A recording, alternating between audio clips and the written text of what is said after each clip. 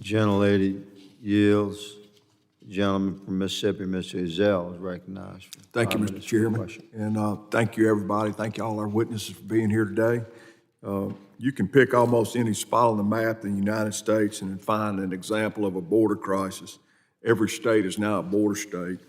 As a former sheriff, I know this disaster does not just affect a single community.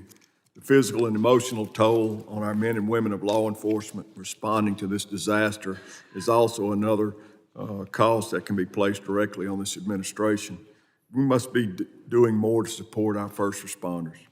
I'm completely supportive of trying to identify easier, better, and safer tools for our law enforcement officers, including their ability to share information. This is why with my colleague, Mr. Ivey, and I introduced H.R. 8654, the Streamlining Law Enforcement Information Sharing Act. Congress should be finding ways to improve the effectiveness and efficiency of federal programs intended to help law enforcement collect relevant information from federal agencies, state and local governments.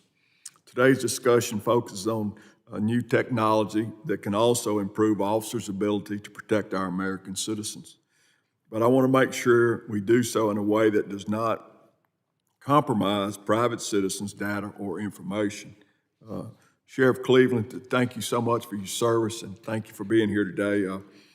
Can you talk a little bit about how advancing technologies and information sharing platforms enhance your ability to coordinate across agencies and jurisdictions?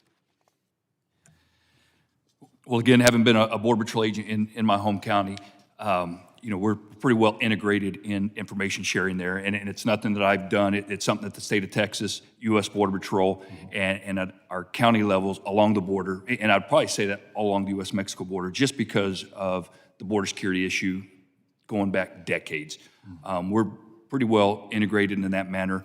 But I would like to mention something I didn't mention in my opening remarks is networking, something that we've done different in our portion of Texas, and it goes on down the border, is using the same apps to communicate. We may have a vehicle that comes in my county, and we may see it for a while, suspect it of being there for reasons to smuggle, and then we'll get on our chat group and send it on down the line. And we've had many cases of successful interdictions of illegal alien smuggling loads, 6-7 counties down the road, 300 miles down the road, right close to San Antonio. So I do agree with what you said, but I do believe we're pretty well integrated along the border at the federal, state, and local level. Very good. We know that AI, drone systems, and similar tools are helpful aids to our law enforcement, but ultimately a successful operation still comes down to a well-funded, trained, and a highly supported in our personnel. Do you agree the human aspect is still clearly the most effective factor to achieve your department's mission as technology advances? Most certainly. And as I mentioned earlier as well, you can have so much technology that detects so much, and if you don't have the manpower to go out and actually put the handcuffs on the bad guy, then it's going to be useless. Very good. I know you are an end user of the border technology. In your experience, what types of performance metrics are important for us to consider? Well, at the local level, mine is my community. Am I able to respond to all the incidents that go on? And as I mentioned earlier, we don't have a crime problem, we have a border security problem.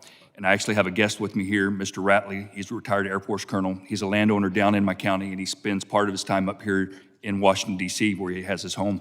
And a few months back, his property was actually broken into. Fortunately, he had a camera system, and he was up here in Washington when it happened, and he witnessed it happening. He called me immediately. The hardest thing I can tell a landowner or a citizen in my county, and I've had to do it as both the patrol agent charged at the Border Patrol Station and the sheriff, is I don't have anybody to send right now. And that was my response to him at that moment. Oh, my goodness. However, he called the neighboring Border Patrol Station and Comstock Station, and they actually had somebody in the area who was able to respond right away. They were able to catch the subject in his house, and then we were able to take custody of that individual to prosecute him. But there's many examples of similar incidences. So, again, keeping my community safe is going to be my metric in how we assist the United States Border Patrol. You know, that's you know, my focus as a former law enforcement officer like yourself is manpower, taking care of the troops, getting them what they need so they can operate and do their job. So I'm out of time. Thank you all for being here today, and Mr. Chairman, I yield back.